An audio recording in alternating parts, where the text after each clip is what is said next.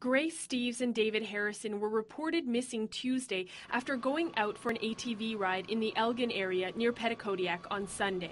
Members from the RCMP, Tri-County Ground Search and Rescue, and a helicopter conducted searches. The two friends were found last night, and RCMP say they were killed in a tragic crash. At approximately 7 p.m., the bodies of 50-year-old David Harrison and 59-year-old Grace Steves were discovered near the Prosser Brook Road area in Elgin. Harrison is from Salisbury. He was the driver of the three-wheeled ATV. Steves was a resident of Parkindale, an area close to the scene of the accident. The Riverview Fire Department was called to the scene around 10:30 last night. The fire chief says Grace Steves' body was found on a dirt road, and David Harrison's body and his ATV were found down a ravine about 4 to 5 meters below the road. Both were not wearing helmets, and alcohol is also suspected to be a factor in the crash.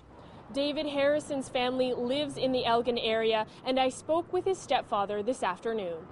Every time David was here, he always wore a helmet. Any time I ever seen him on the road, he always had his helmet on. And why he didn't have it on this time, I never know.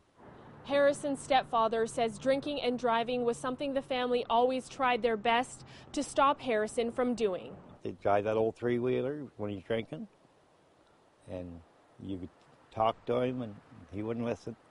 I can handle her. But he missed her this time.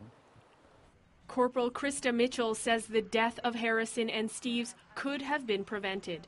She says the RCMP see this kind of accident far too often. Whether it's a ATV, a skidoo, or a passenger vehicle, drinking and driving is dangerous.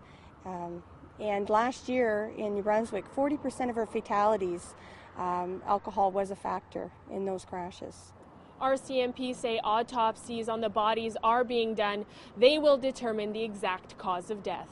Jennifer Choi, CBC News, Moncton.